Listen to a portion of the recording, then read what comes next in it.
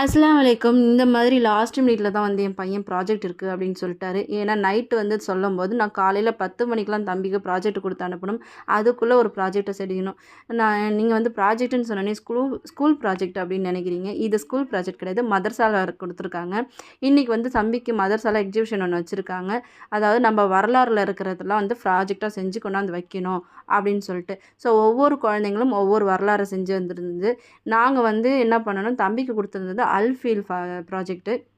அல்ஃபீல்னா யானை படை வந்து வச்சுக்கிட்டு காபாவ தாக்குதல் நடத்துறதுக்காக வருவாங்க. அந்த இடத்துல குருவி கூட்டங்கள் கல்லு போட்டு காபாவ பாதுகாக்கும். ஸோ இது வந்து ஒரு வரலாறு. இது நபிமார்கள்ல வந்து வர்றதுக்கு முன்னாடி ஸ்டார்ட் ஆன ஒரு காபாவ பாதுகாக்கிறதுக்கான ஒரு வரலாற தான் நான் இன்னைக்கு வந்து அவருக்கு செஞ்சு குடுத்துருக்கேன். ஸோ அதுதான் இன்னைக்கு அவருக்கு. இன்னொரு பையன் வந்து என்ன பண்ணான்னா, நபி ஸல்லல்லாஹு அலைஹி வஸல்லமுக்கு போர் நடக்கும்போது கடைசி போர்ல வந்து நபி ஸல்லல்லாஹு அலைஹி வஸல்லம் வந்து எந்த குகையில மறைஞ்சாங்க, அவர் வந்து யார் காப்பாத்துனாங்க அப்படின்ற மாதிரி, அவர் வந்து அந்த குகைக்குள்ள மறையும்போது சிலந்தி வலை பின்னி அவர பாதுகாக்கும். ஸோ சின்ன பையன் வந்து அது. இன்னொரு பையன் என்ன பண்ணானாங்க, சூரா அண்ட் ஹதீஸ் சொல்றது. ஸோ 3 பிள்ளைங்களுமே கலந்துக்கிட்டாங்க. 3 பிள்ளைங்களுமே மாஷா அல்லாஹ் அல்ஹம்துலில்லாஹ் நல்லாவே இது பண்ணாங்க. என் பையனுக்கு வந்து 3rd ப்ரைஸ் கிடச்சிது. ஸோ எல்லாருக்குமே ப்ரைஸ் குடுத்துக்கிட்டே தான் இருந்தாங்க.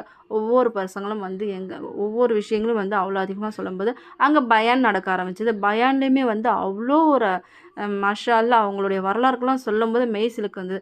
நம்ம ஸ்டோரியா படிக்கும்போது கேட்குறதுல வரலாறுன்றது இஸ்லாமில வந்து நமக்கு வந்து நெறைய விஷயங்கள் இருக்கு. அது ஒரு பெரிய கடல் மாதிரி. தேடிக்கிட்டே தான் இருக்கணுமே தவிர, இதுதான் முடிஞ்சிருச்சு அப்படின்றது நமக்கு தெரியாது. அவ்வளோ வரலாறுகள் இருக்கு. ஒவ்வொரு தடவையும் பயான் கேட்கும்போது ஒவ்வொரு வரலாறு சொல்லுவாங்க. பட் இன்னைக்கு ஒரு வரலாறு சொல்லும்போது, அவ்வளோ ஒரு மன நிறைவாவும் இருந்தது. அல்ஹம்துலில்லாஹ் சந்தோஷமாவும் இருந்தது.